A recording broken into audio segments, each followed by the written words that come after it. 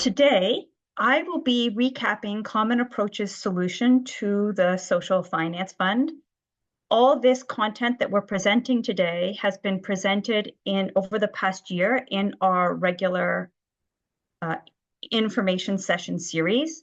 We chose to pull it all together and summarize it for you for people that have joined the Social Finance Fund in the past year and want an easy catch up, or for those of you who tune in less frequently and it's more helpful to get it 1 year at a time, nicely packaged and bundled.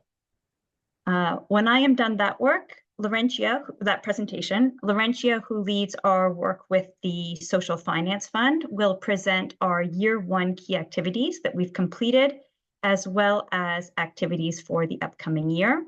She will be joined by Michaela, who has been working with social finance intermediaries and social purpose organizations to help them adopt the Common Impact Data Standard.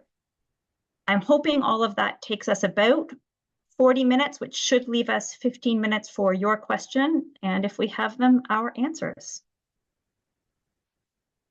We start every presentation talking about Common Approach's guiding principles. These were created by our transitional governance group, which preceded our first board of directors, which preceded the creation, which has coincided with the creation of the organization. So these really were foundational. And our decisions and activities at the Common Approach are shaped by these. Anyone who joins the Common Approach as a staff member, board member, committee member is asked to commit to these. The first is that Common Approach is shaped by all its users.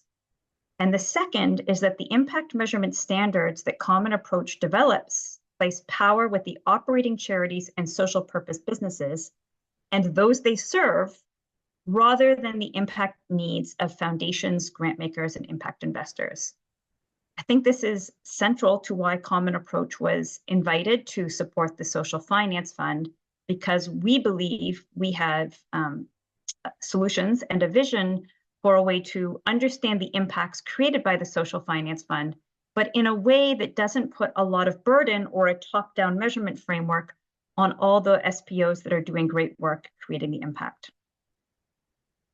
Normally at this point, I talk about a subcomponent of this guiding principle number 2, where we talk about our understanding that Common Approach recognizes that impact measurement and standards are a form of power. And I reflect on Common Approach's commitment to Indigenous approaches to impact measurement to ensure that we as standard setters are not recolonizing or institutionalizing colonial ideas. But we've got a slide on that later on. So instead, I will briefly give a more traditional land acknowledgement where I'll try and share with you something about Canada, the government's relationship with Turtle Island, so that we can all together learn a bit more about that history. I'm calling you today from a family cottage that my grandfather purchased in the 1960s.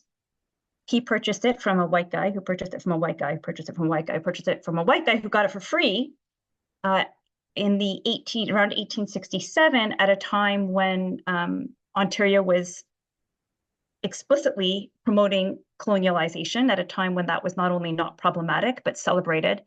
And that first settler, Alexander Young, arrived here on a road called Colonization Road. That colonization was made possible by the Robinson-Huron Treaty, which by all accounts was a fairly reasonable treaty that should have protected a lot of rights of the Indigenous peoples that were on this land and provided them an annual annuity, annual payments for granting Ontario the right to take resources from the land. Fair treaties are only fair treaties if they are upheld by both sides, and the government of Ontario and subsequently Canada, within a few short years, had stopped upholding their end of the bargain. And the news that makes this, a notable land acknowledgement, given I'm here and it's 2024, is in just the past few months, the nations under the Robinson-Huron Treaty got a historic settlement of $10 billion, $5 billion from Ontario, $5 billion from Canada, in recognition of those annuity payments not paid. I'm going to post the link in the chat and you can learn more about it. As you do, you will note that it is not an entirely unproblematic, it's cause for celebration, but not, there's pros and cons. And I will leave that there as our land acknowledgement for today. Moving on to the matters at hand. We have some text about Common Approach's role in the Social Finance Fund, which is on our website, and so I will let you read it. The key point here, I think, is that Common Approach has been partnered with Realized Capital Partners, not ESDC, and that we have a very narrow, well, broad, but narrow role in the Social Finance Fund, which is related to the Common Impact Data Standard. Here is what we believe we are offering to the Social Finance Fund. The Common Approach is 4 standards that are governed by community. It solves a long-standing problem for impact measurement and management. And that is this question of who is you.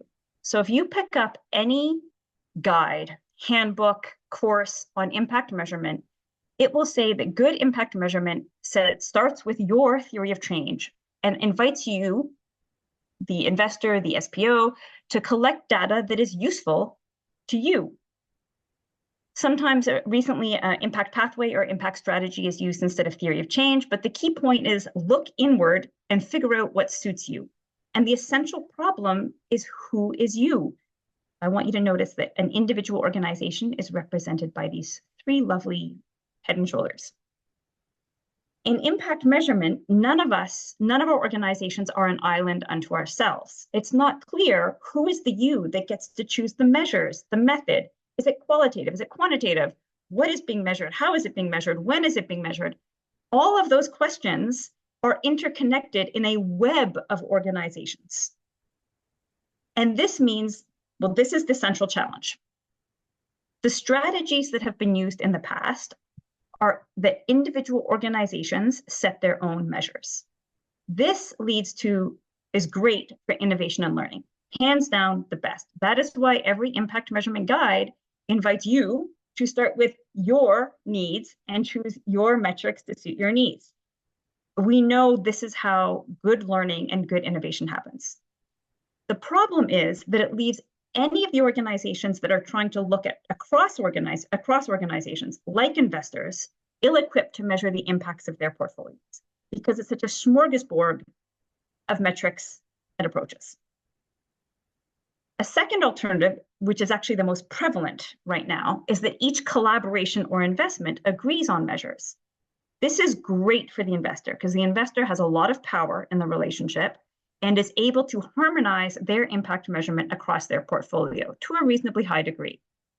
The problem is the poor SPOs have these very fragmented impact measurement systems where they're measuring slightly different things in slightly different ways for each funder, and this impedes their ability to focus on their own learning and innovation, and it is costly. A third approach, which is such as like IRIS plus metrics, is that some body creates uniform metrics for everyone to use. And this is a great approach, but a partial approach. It works really well in some contexts, and I and everyone at Common Approach supports anyone who finds a uniform metric that works for them to use it. By golly, if it exists, use it. The challenge is that anytime there's any innovation or something forward-looking, like new learning, by definition of it being new or creative, it's not on a list of indicators, right? If you're the first person to think of it, it's not on the list. And what I have found in my research is that close to 70% of what SPOs want to measure cannot be represented by standardized metrics. So what the Common Approach is trying to do is reconcile these problems into a system that achieves this individual benefit, builds on this kind of collective approach while supporting investors' needs. And we think we have done it. So we are working toward a balance between flexibility and uniformity. The idea is that impact measurement is more relevant and responsive to the SPOs and the communities they serve, and investors can gain valuable information from portfolios of non-uniform metrics.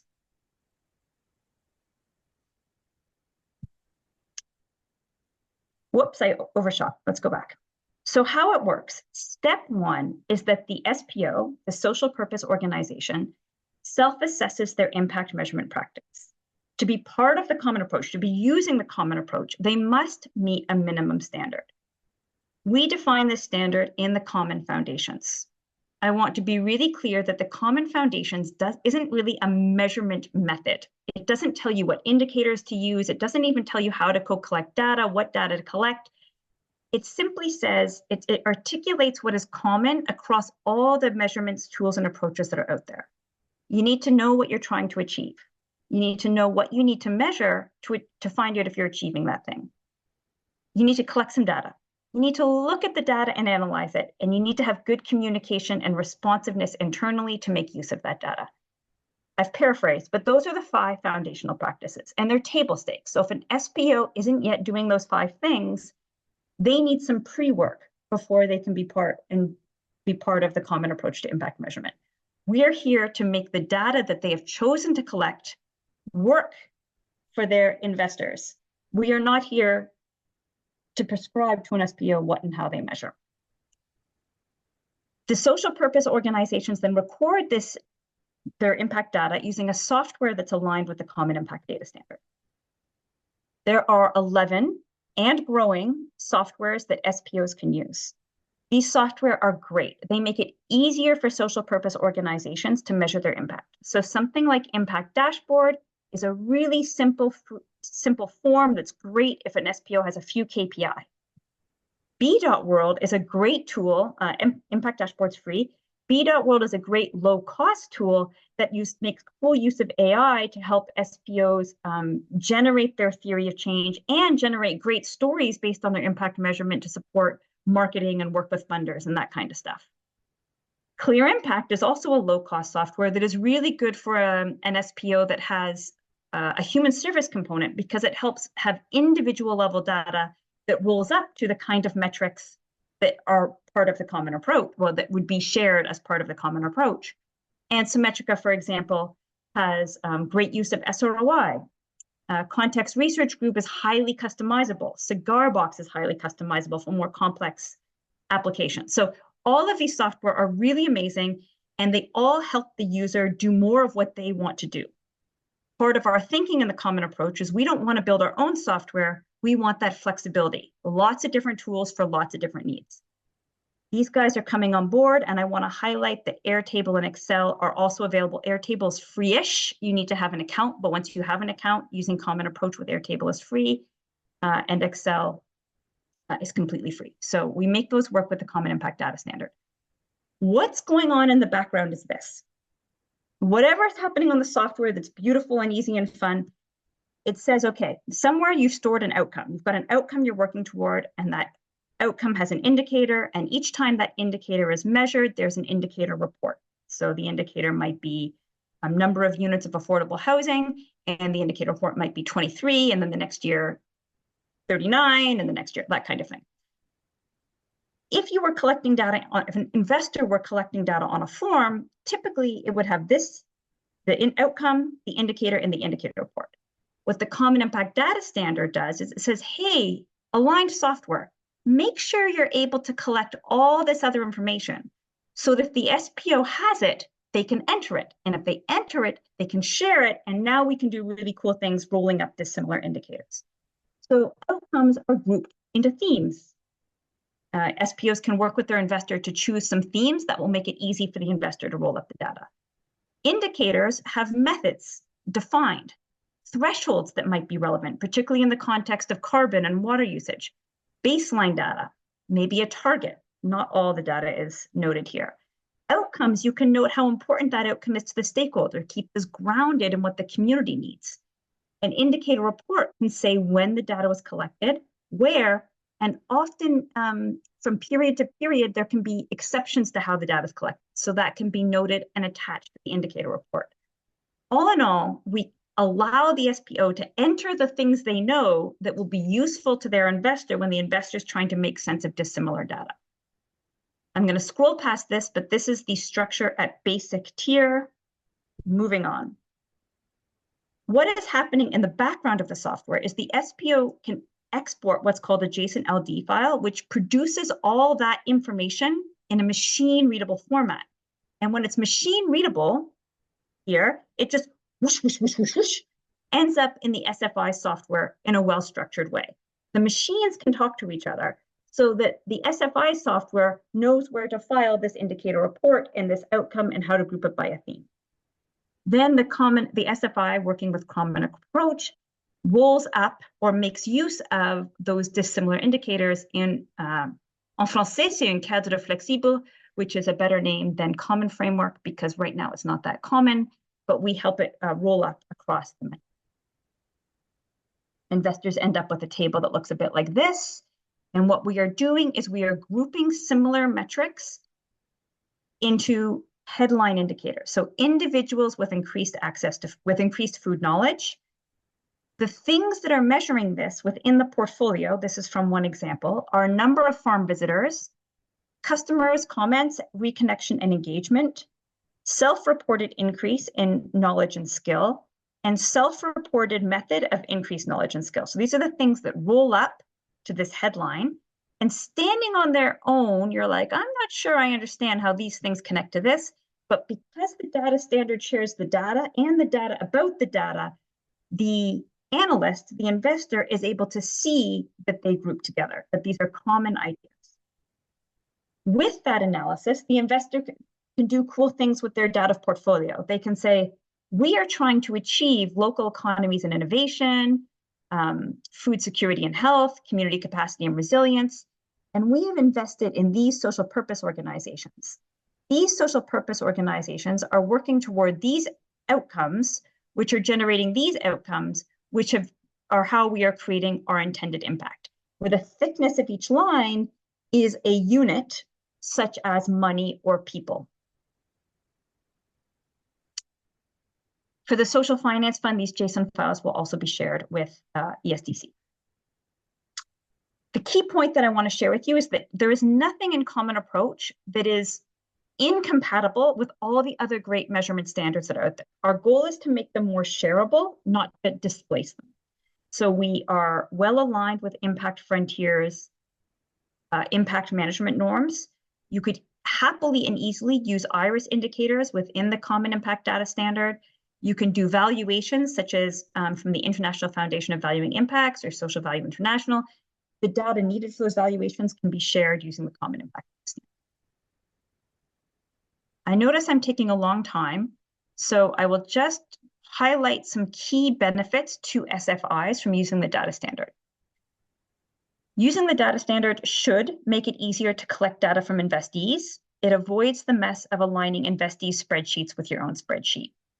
On that, I want to say that there will be some learning curve, and at the beginning, it might be harder. But one thing we know from data scientists who have been using this kind of structured data ontology, JSON LD science, is that as the data gets more complex, the Common Impact Data Standard is going to make things easier. Whereas with spreadsheets, as your data gets more complex, your spreadsheets become impossible. So it's a better long-term bet. Easier reporting to wholesalers, one simple export. You get a lot of flexibility. So you too, like the SPOs, can use your own outcomes framework and indicators. Because the SFIs are collecting data that is most relevant to the SPOs, they are getting the best data that their investees have. Investees spend more time getting good quality data when it helps them improve their business than when it's something an investor wants. Interoperability with other standards, interoperability with IT systems, and overall, all of that should lead to better decision making. There's also a lot of benefits for the SPOs. That is, in fact, the reason the Common Approach exists, for the benefit of the SPOs. So it reduces the reporting burden from them. It gives them the flexibility to choose their impact measurement and stick to it as investors change, as funders change, as situations change. They are measuring what they want to measure, their collection methods, their collection tools, their indicator selection. Their impact measurement is not being bounced around by their investors. The software make it easier, and all of that should lead to better impact. There's a great resource that I believe we are going to link you to that we hope you will read about how ontologies can help impact measurement. And with that, I will pass to Laurentia, who's been leading our Social Finance Fund work, to talk to you about the year one activities. Thank you, Kate. So as Kate mentioned, I'm leading a work with Common Approach for the Social Finance Fund. I actually joined Common Approach exactly 1 year ago. So it was the perfect timing to do this retrospective as I'm doing also my 1-year review. Let's take a quick look at some of the key activities we've undertaken in relation to the Social Finance Fund Impact Measurement Strategy for the first year. So over the past year, our primary activity has been facilitating a dedicated data collection group with wholesalers and with Government of Canada ESDC. We met 18 times the past year, and our goal was to agree on a shared vision and common understanding of terms, reach agreement on a high-level implementation roadmap, and adapt data standard to meet social finance fund data requirement. So it's a big and complex project. We reached, I would say, an initial consensus of these 3 points, and we are going to talk about this just after.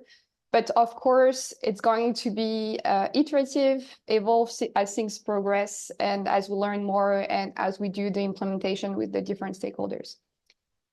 In an effort also of transparency about our work with wholesaler, you can actually check all our meeting agendas on a dedicated website. So if you're curious about what we're doing, you can always take a look at them.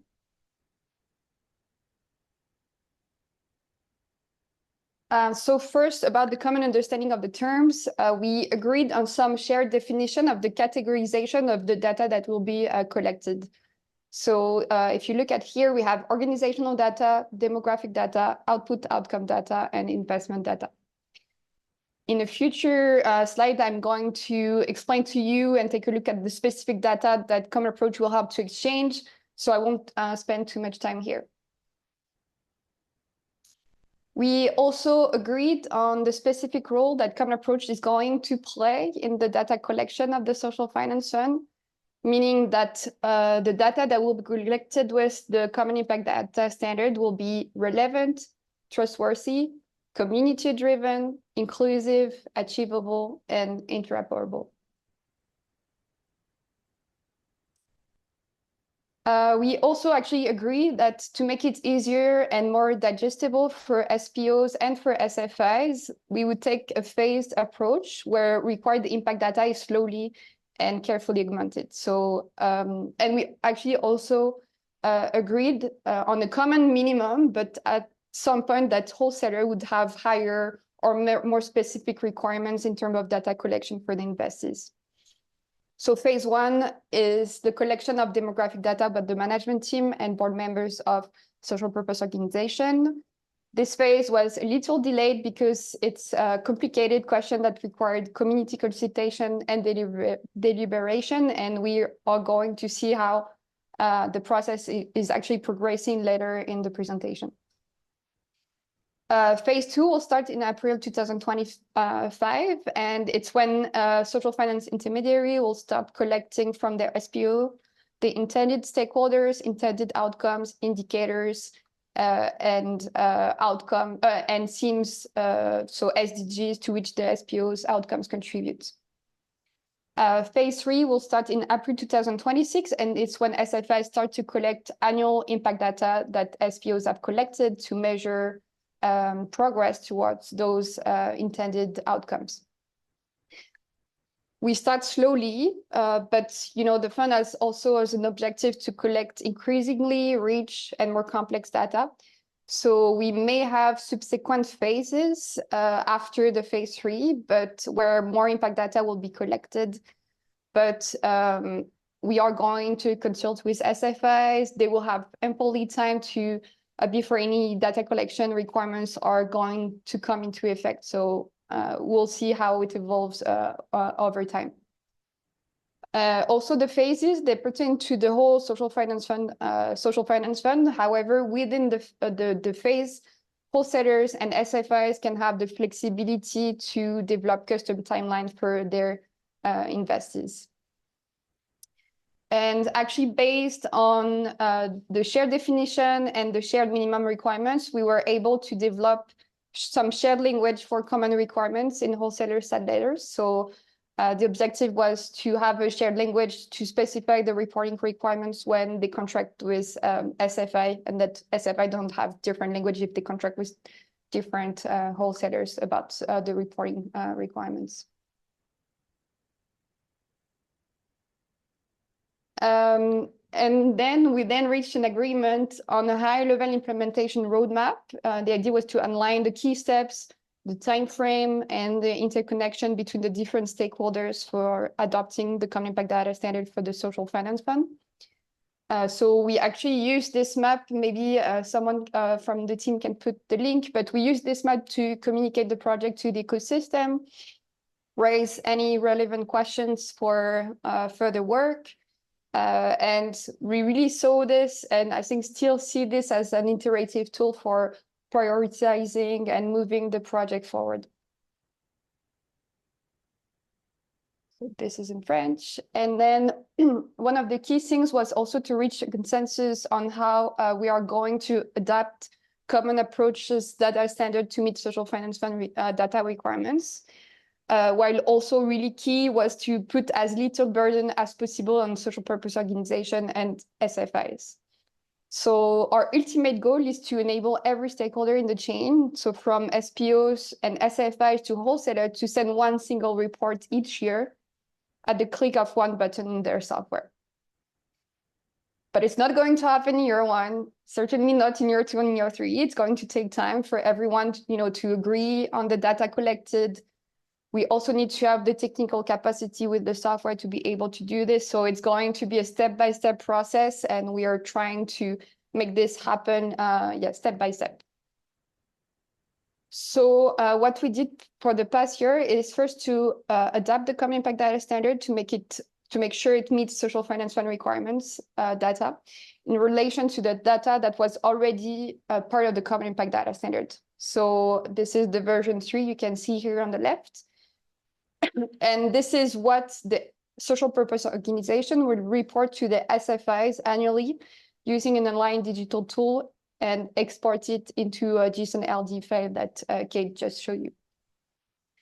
In addition to that, we developed what we call the Social Finance Fund Companion module to the Common Impact Data Standard. So its purpose is to ease the reporting burden between the SFIs and the wholesalers, because it enables SFI to send additional data about their SPOs alongside the data from the Common Impact Data Standard.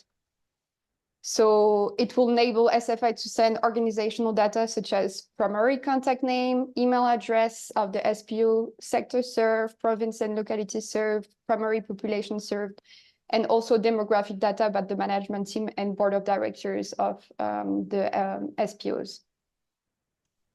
It's important to note that all aligned software will align to the Common Impact Data Standard version 3 on the left. It's mandatory for all software, but only SFIs and wholesaler software will align to with the Social Finance Fund Companion module. This is voluntary, and SFIs will need to ask to their, well, we will communicate about this for sure, but SFIs will need to ask to their software to align to this specific module in addition to the Common Impact Data Standard. We are actually in the process of public reviews, so software developers, technical team, or anyone else that can send actually feedback and comments on the draft of the data standard. The Common Impact Data Standard version 3 is already online, and we're going to have the Social Finance Fund Companion module online very soon too. So we're going to share with you the page if you want to take a look at it and send your feedback directly. And then the official release of these two models is going to be beginning of October. And then it means that software will have up to 6 months to align to the new version of the data standard. And we expect to have software, software to be able to start to collect all of this data by the end of March 2025.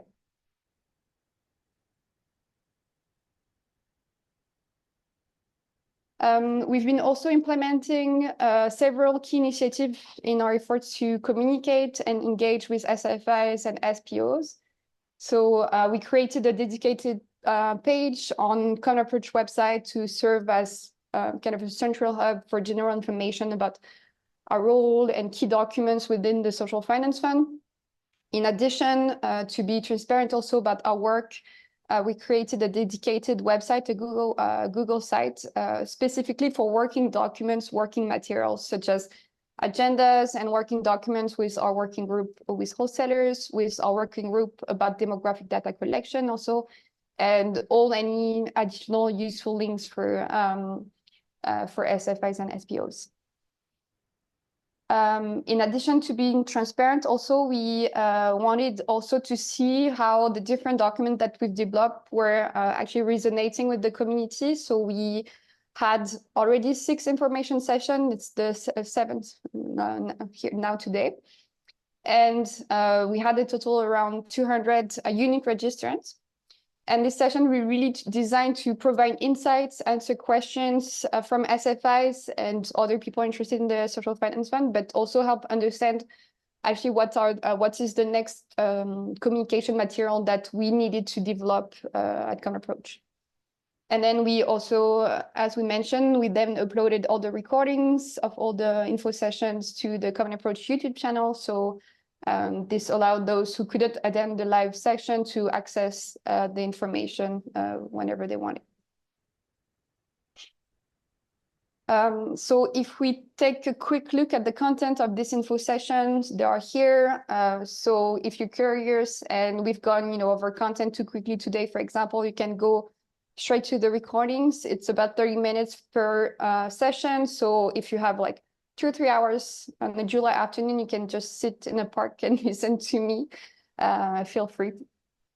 I think that's it. I'm going to, well, if we want to get down more concretely on how, where wholesalers and SFI stand in terms of adopting the data standard, and hand it over to Michaela, who's in charge of helping organizations select the best option for them to adopt the Common Impact Data Standard. Awesome. Thanks, Laurentia. So yeah, over the past year, we've been working with each of the 3 wholesalers to develop customized implementation plans. We've assisted one wholesaler through the software requirements and selection process that actually resulted in them selecting a previously aligned software solution. And I'm happy to report the implementation is slowly starting and will begin this summer.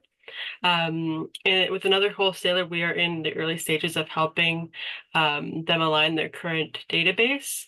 And with the other wholesaler, we are beginning to work with them to support them in the software requirements and selection process. Throughout our work with wholesalers, we have also begun working with social finance intermediaries, or SFIs. So our team has personally contacted 30 SFIs, some of which have already received investment. Of those SFIs who have received investment, we have begun working with 10 to meet the reporting requirements of the Social Finance Fund. Not only have we been making great progress with wholesalers and SFIs, but we have a growing list of aligned softwares. Over the past year, our aligned software community has expanded significantly. 6 new software have jumped on the bandwagon and are either in the process of aligning or have already aligned at the data standard at various tiers of alignment. We are also making great strides with all of our software partners to implement import and export functionality aligned with the data standard. Oops. And we didn't just stop there. As a stopgap measure, Common Approach has been working on aligned data utilities as well. Our Airtable extension is live on Airtable Marketplace right now and can export and import all fields aligned with the Common Impact Data Standard at the basic tier. And we've also been working on an Excel integration. So this Excel integration is currently a Python script that is posted on GitHub and can export data standard objects from an Excel file into a JSON LD file. So we're working on that, and we're also very close to having a complete basic tier Excel template available as well. So stay tuned for that on the website. And with that, I'll hand it to Kate.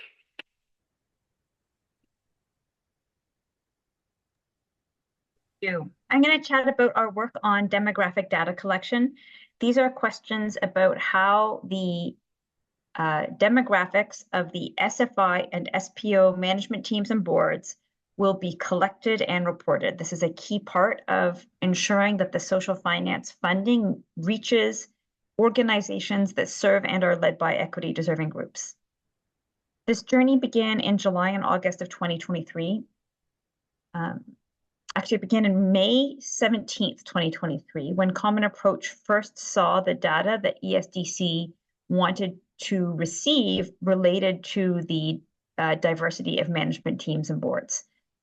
In July and August, it became clear that doing this the right way, doing the good data collection, was going to be impossible. Good trade-offs were going to be required. So if you think that you want accurate data, self-reported data, confidential or well-protected data, low-burden data, all the things you need, when you figure out how you're going to do that, you realize you can't have your cake and eat it too, and there's going to need to be some trade-offs.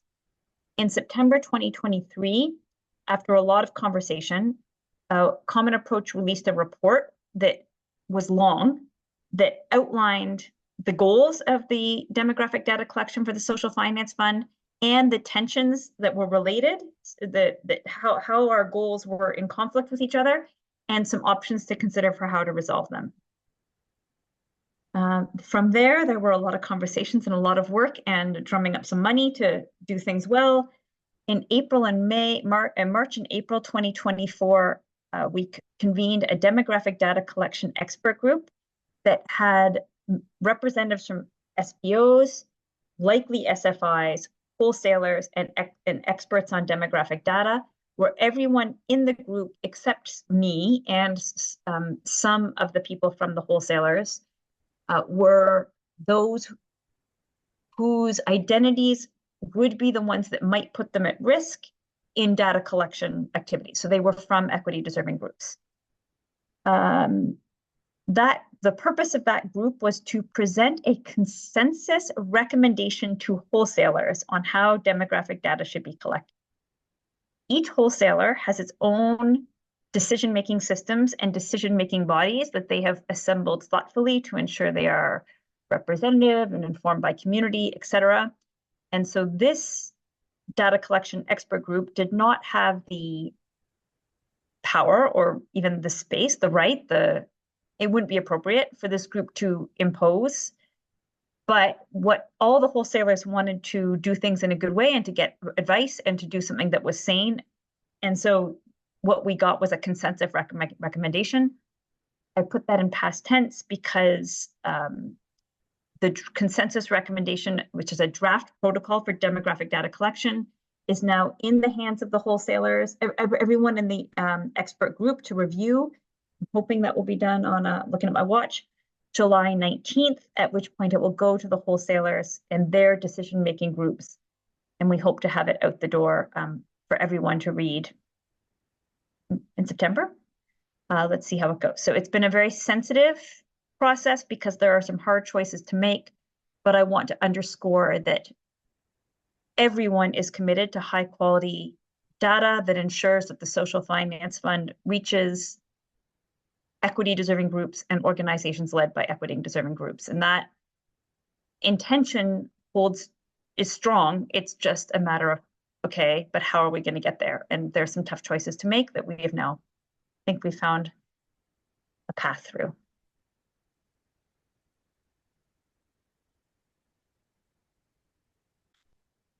Very briefly, we've done some really cool work. If Marissa Hill is here, say something in the chat. She was hoping to make it, but she's doing some other work with the City of Toronto right now.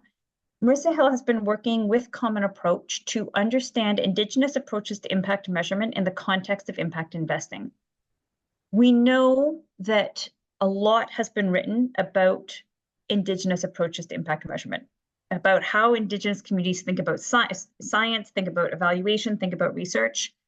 I didn't mean to say impact measurement. How Indigenous communities think about science, ways of knowing, and research. And books have been written by authors in Africa, New Zealand, North America, and they generally mostly agree with each other and they often cite each other. So there's sort of a consensus out there.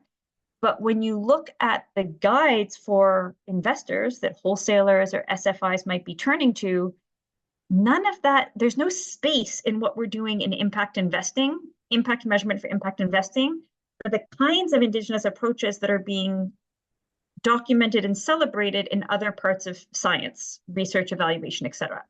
So we did a literature review. We didn't find anything published in academia on how this is being done, but we know it's being done. So Marissa convened a circle of amazing people who are doing this work. They are the SPOs that people are investing in. They are the investors. They are the consultants advising investors on how to do indigenous methodologies in impact investing. And this has been documented and is now online for anyone to read.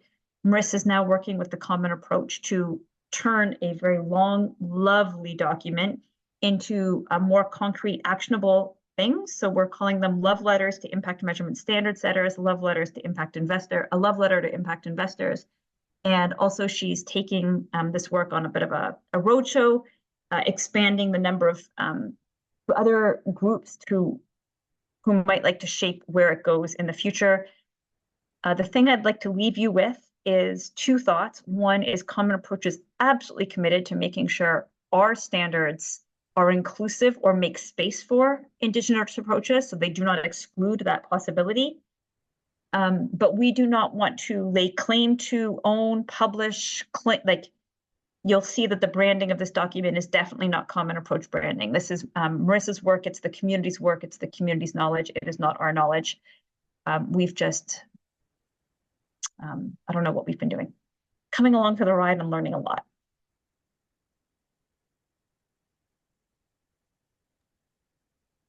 So now let's take a quick look at what's in the pipeline for the coming years with the Social Finance Fund. So we are going to continue to meet with wholesalers to work on the data collection strategy and implementation. We hope to, as just Kate said, we hope to be able to reach a consensus recommendation on how demographic data should be collected and have a concrete plan on how this data is going to be collected for each wholesaler for next year's reporting, and for the wholesaler that are ready, start to implement the plan and collect data.